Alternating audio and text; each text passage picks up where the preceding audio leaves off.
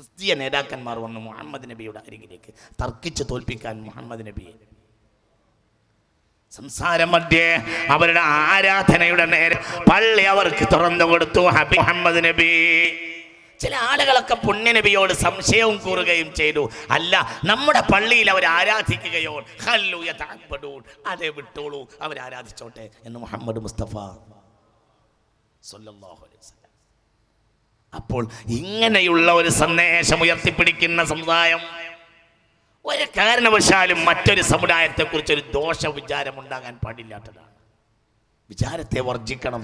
വിചാരമാണ് പലപ്പോഴും ആപത്തുകൾ വരുത്തുന്നത്. അതിങ്ങോട്ട് വിചാരിക്കരുത്, ഇങ്ങോട്ട് വിചാരിക്കരുത്.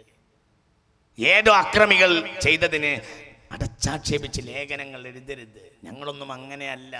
ഞങ്ങളുടെയൊക്കെ നാവ് തേഞ്ഞത് ഈ ഒരു സന്ദേശം ലോകത്തോട് പറഞ്ഞിട്ടാണ്. നിങ്ങൾക്ക് വേണ്ടിയല്ല, പഠിച്ചവന് വേണ്ടി, നിങ്ങളെ മുന്നിൽ കാണിക്കാൻ വേണ്ടിയല്ല, ഏതെങ്കിലും ക്രൈസ്തവ സഹോദരങ്ങളുടെ മുന്നിൽ കാണിക്കാൻ വേണ്ടിയല്ല, പഠിച്ചവന് വേണ്ടി, ധർമ്മത്തിന് വേണ്ടി, നീതിക്ക് വേണ്ടി രാവും പകലും ഇത് വിളിച്ചു പറയാ. അതുകൊണ്ട് അക്രമിയായിട്ടാണ് കാണേണ്ടത്. ഒരു മതത്തിന്റെ പേരിൽ അത് ചാർത്തുകയും ചെയ്യരുത്. എന്നാൽ അത് ശുദ്ധീകരിക്കേണ്ട ഉത്തരവാദിത്തമുണ്ട് താനും. വളരെ വേദനാജനകമായ ഒരു സംഭവം ഇത്. അതിനുശേഷവും ഇവിടെ ഒരു കൈവെട്ടൽ നടന്നതിന് ശേഷവും ഒരു കൈവെട്ടൽ നടന്നു. പക്ഷെ അതേക്കുറിച്ചൊന്നും പത്രങ്ങൾ വേണ്ടതുപോലെ കണ്ടില്ല എന്നതും ദൗർഭാഗ്യകരമായ ഒരു കാര്യമാണ്. പറയുമ്പോൾ നമ്മൾ അതും ചേർത്ത് പറയണമല്ലോ എന്നതുകൊണ്ടാണ് ഞാൻ അങ്ങനെ പറയുന്നത്. പത്രങ്ങൾ പലപ്പോഴും യാഥാർത്ഥ്യങ്ങളെ കാണാതെ പോകുന്നു. സമുദായം ഒരിക്കലും ഒരു പരിപാടിയല്ല.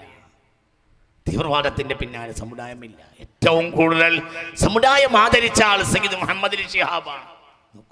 ഏറ്റവും കൂടുതൽ മിതഭാഷിയായ ആൾ സയ്യിദ് മുഹമ്മദ് അലി ശിഹാബാണ്. അല്ലാഹു മഗ്ഫിറത്ത് നൽകട്ടെ. നോക്കൂ, നമ്മൾ ചിന്തിക്കണം.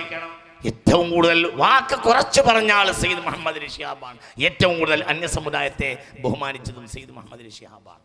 സയ്യിദ് മുഹമ്മദ് അലി ശിഹാബാണ് ഈ സമുദായത്തിൻ്റെ ഇന്നലെ വരെ നിലനിന്ന ഖുർആന്റെ ഒരു സിമ്പൽ എന്ന് സാന്ദർഭികമായി ഞാനിവിടെ ഓർമ്മപ്പെടുത്തുകയാണ്. അതുകൊണ്ട് വിചാരങ്ങൾ ഉണ്ടാവരുത്, അങ്ങോട്ടും ഇങ്ങോട്ടും വിചാരങ്ങൾ ഉണ്ടാവരുത്.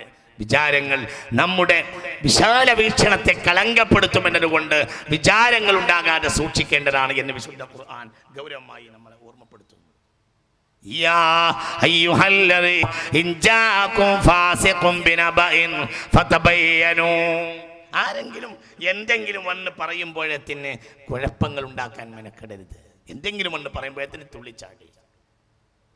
ആരെങ്കിലും ഏതെങ്കിലും ഒരു കാര്യം പറയുമ്പോഴത്തിന് നിങ്ങൾ അതിന്റെ മേൽ എടുത്തു ചാടരുത് എന്ന് ഖുർആൻ പറയുന്നു. അൽ അജലത്തു മിനശ് ശൈത്വാൻ, സൂറത്തുൽ ഹുജറാത്തിന്റെ 6-ാമത്തെ വചനം.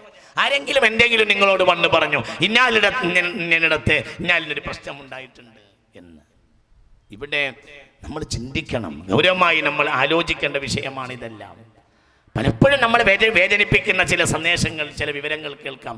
പക്ഷെ ആ വിവരത്തിന്റെ പേരിൽ എടുത്തു ചാടാൻ ഒരിക്കലും പാടില്ലാത്തതാണ്. ധൃതി പൈശാചികമാണ് എന്ന് വിശുദ്ധ പുണ്യ നബി സല്ലല്ലാഹു അലൈഹി വസല്ലം ഓർമ്മപ്പെടുത്തുന്നു. ഒരിക്കലും നമ്മളത് ചെയ്യാൻ പാടില്ല. എല്ലാ സന്ദേശവും സത്യത്തിന് വേണ്ടിയ എല്ലാ ദീനിന്റെ രീതികളും അല്ലാഹുവിന്റെ വിധിവിലക്കുകളും മനുഷ്യന്റെ മനസ്സിനെ പരസ്പരം കോർക്കാൻ വേണ്ടിയാവുന്നു. മരിക്കുന്ന ദിവസം പോലും പടയെങ്കി ജൂഡന്റെ വീട്ടിൽ പടയപ്പെടുത്തിയ ആളാണ് മുഹമ്മദ് നബി. ഇതൊരു സന്ദേശമല്ലേ മനുഷ്യരെ? തൻ്റെ കുടുംബത്തിനുള്ള ചില്ലറ സായ് ഗോതമ്പത്തിന് വേണ്ടി ഒരു മുസ്ലിമിന്റെ വീട്ടിൽ നിന്ന് കിട്ടില്ലായിരുന്നു മുഹമ്മദ് നബിക്ക് സല്ലല്ലാഹു അലൈഹി വസല്ലം. അല്ല, ഞാൻ മരിക്കുന്നതിന് മുമ്പ് എൻ്റെ പണയ സാധനം മടക്കിയെടുത്തോട്ടെ എന്ന് ചിന്തിച്ചുകൂടായിരുന്നു മുഹമ്മദ് നബിക്ക് സല്ലല്ലാഹു അലൈഹി വസല്ലം. സമുദായത്തിന്റെ നേതാവ് മരിക്കാൻ പോവുകയാണ്. ആ മഹാനായ പ്രവാചകന്റെ പടയങ്കി ജൂതന്റെ വീട്ടിൽ പണയത്തിലാണ്. മരിക്കുന്നതിന് മുമ്പെങ്കിലും അത് തിരിച്ചെടുക്കണമെന്ന വാശി ആ സമുദായത്തിന് ഉണ്ടാവേണ്ടതായിരുന്നില്ലേ? അതുണ്ടായില്ല. എന്തുകൊണ്ട്? അത് ലോകത്തെ ഏറ്റവും വലിയ പാഠമാണ് ആ പടയങ്കി. ജൂതന്മാരുടെ പല കാര്യങ്ങളിലും ഇസ്ലാമിക സന്ദേശം വിയോജിച്ചിട്ടുണ്ട്. പക്ഷെ മാനുഷിക തലത്തിൽ നമ്മളെല്ലാം ഒന്നാണ്. നിങ്ങൾ ചിന്തിക്കുക, നമ്മളെല്ലാവരും ഒന്നാണെന്ന സന്ദേശം പുണ്യനബിയ അതൊരു പടയങ്കിയാണ്.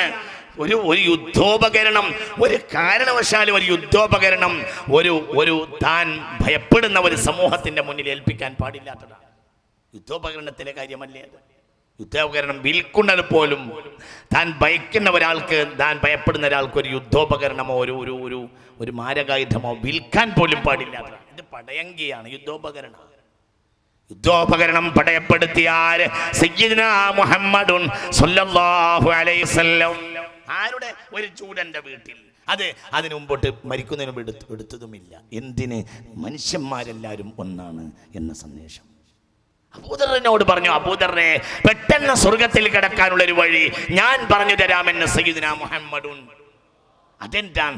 ഏതോ ദിക്ർ പറഞ്ഞു കൊടുക്കുകയാണ് എന്ന ആ ഒരു ചിന്തയിൽ അബൂദർ പുണ്യ നബിയോട് പറഞ്ഞു, നബിയെ, എന്നാൽ എനിക്ക് പെട്ടെന്ന് സ്വർഗത്തിൽ കിടക്കാനുള്ള മാർഗം പറഞ്ഞു. അപ്പോൾ പറഞ്ഞു, ഇതാ തൊബഖ്ത മറഖതൻ ഫാക്തിർ മാഅഹാ, നീ വീട്ടിൽ കറി ഉണ്ടാക്കിയാൽ കുറച്ച് അയൽ വീട്ടിലേക്ക് കൊടുത്തേക്കുക. അയൽ വീട്ടിലെ തോമസിന്, അയൽ വീട്ടിലെ കൃഷ്ണന്, എല്ലാവർക്കും, അയൽ വീട്ടിലുള്ളവർക്കൊക്കെ നീ കുറച്ച് കറി അങ്ങോട്ട് കൊടുത്തേച്ചാൽ എളുപ്പത്തിൽ നിനക്ക് സ്വർഗത്തിൽ കിടക്കാമെന്ന്. ഭക്ഷണം എല്ലാ വീട്ടിലും ഒന്നായിരിക്കും, കറി വിഭിന്നമായിരിക്കും. അതുകൊണ്ടാണ് ചിന്തിക്ക്, ചോറെല്ലായിടത്തും ഒരേപോലെ അരി കൊണ്ടുള്ളതായിരിക്കും, അല്ലെങ്കിൽ ഗോതമ്പായിരിക്കും. പ്രധാന ഭക്ഷണ സാധനം എല്ലാവർക്കും ഒന്നായിരിക്കും, പക്ഷെ കറി വേറെ വേറെ ആയിരിക്കും. അതുകൊണ്ട് അവൻ്റെ അവിടെ കഴിക്കണം, ഇവിടെ കഴിക്കാം, ഇവിടുന്ന് അങ്ങോട്ട് കഴിക്കാം. എന്ന് പുണ്യനബി സല്ലല്ലാഹു അലൈഹി എന്നാണ് ഹബീബ നബി സല്ലല്ലാഹു അലൈഹി വസല്ലം പഠിപ്പിച്ചത്. അതുകൊണ്ട് നമ്മൾ ചിന്തിക്കണം, ഈ മാനവികർക്ക് ആരൊക്കെ കളങ്കം കൊണ്ടുവന്നാലും അള്ളാഹുവിന്റെ ദീനിനെതിരാണ്. പുണ്യനബി എപ്പോഴും എടുത്തു പറഞ്ഞിരുന്നു. ഒരാൾ കാബീലിന്റെ കാര്യം എപ്പോഴും പറഞ്ഞിരുന്നു, മാമിൻ മഖ്തൂലിൻ ഇല്ലാ ലിബ്നി ആദമൽ അവ്വലി കിഫ്ലുൻ മിൻ ദമിഹി. ഈ ഭൂമിയിൽ എവിടത്തെ ഒരാൾ മരിച്ചു വീണാലും അതിൽ ഒരു ശിക്ഷ കാബീലിനുണ്ടായിരിക്കുമെന്ന് പുണ്യനബി സ്വല്ലല്ലാഹു അലൈഹി വസല്ലം. എന്റെ ലിഅന്നഹു അവ്വലു മൻ സന്നൽ ഖത്ല, കൊലപാതകം ലോകത്താദ്യമായി കൊണ്ടുവന്നത് കാബീലാണെന്ന് സയ്യിദുനാ മുഹമ്മദുൻ സ്വല്ലല്ലാഹു അലൈഹി നബാബിന ആദമ إذ قربا قربانا فتقبل من أحدهما ولم يتقبل من الآخر قال لأقتلنك إنما يتقبل الله من المتقين. പുണ്യനബിയെ അടിക്കടി നിങ്ങൾ പറഞ്ഞു കൊടുക്കണം ആദമിന്റെ വത്ലു അലൈഹിം, അടിക്കടി നിങ്ങൾ പറഞ്ഞു കൊടുക്കണം ആദമിന്റെ രണ്ട് മക്കളുടെ ചരിത്രം. ഒന്ന് ഖാബീലിന്റെയും ഹാബീലിന്റെയും ചരിത്രം പറഞ്ഞു കൊടുക്കണം. ഖാബീൽ ഹാബീലിനെ കൊലപ്പെടുത്തി. അന്ന് മുതൽ ലോകത്ത് നടന്ന എല്ലാ കൊലപാതകത്തിന്റെയും ഒരളവ് ഖാബീലിന് ലഭിക്കുമെന്ന് പുണ്യനബി സ്വല്ലല്ലാഹു അലൈഹി വസല്ലം. അതാണ് മൻ ഖതല നഫ്സൻ ബിഗൈരി നഫ്സിൻ ഫകന്നമാ ഖതലന്നാസ ജമീഅ. ആരെങ്കിലും ഒരു മനുഷ്യനെ കാരണമായി കൊന്നാൽ സർവ്വ മനുഷ്യരെയും കൊന്നവരാണ് പോലെയാണ് അവൻ എന്ന് കൊന്നവനെ പോലെ അത്രയും വലിയ ആപത്താണ് അവൻ ക്ഷണിച്ചു വെച്ചത് വരുത്തിയത് എന്ന് വിശുദ്ധ ഖുർആൻ ഓർമ്മപ്പെടുത്തി.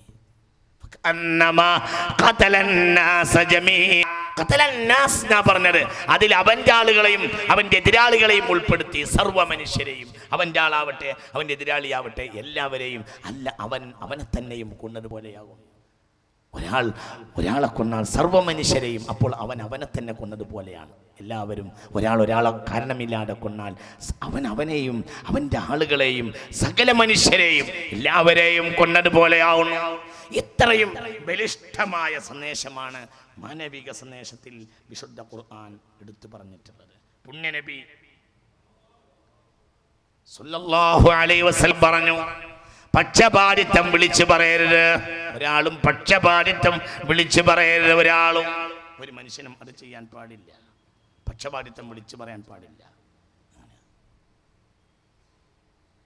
ഭേദം നൽകിയപ്പെട്ടവരോട് തർക്കിക്കുമ്പോൾ പോലും അവരെ കളിയാക്കരുത്. മാന്യതയല്ലാത്ത സംസാരം നടത്തരുത് എന്ന് സൂറത്തുൽ അൻകബൂത്ത് 46-ാമത്തെ വചനം. ഒരു ക്രിസ്ത്യാനിയെ ബഹുമാനിക്കണമെന്ന് വിശുദ്ധ ഖുർആൻ. നിന്റെ വകയല്ല. ഇത് ജോസഫിന്റെ കൈവെട്ടിയപ്പോൾ ഇറങ്ങിയ ആയത്താണെന്ന് വിചാരിക്കരുത്. ഇത് 1400 കൊല്ലങ്ങളായി മുസ്ലിം സമുദായം നെഞ്ചിലേറ്റി കൊണ്ട് നടക്കുന്നതാണ്. അതുകൊണ്ടാണ് എന്താ തോമാച്ചോ എന്ന് പറയാനുള്ള ഒരു രീതി ഇവിടെ അങ്ങോട്ടും ഇങ്ങോട്ടും വളർത്തിക്കൊണ്ടുവന്നത്. ആ രീതി വളർത്തിയത്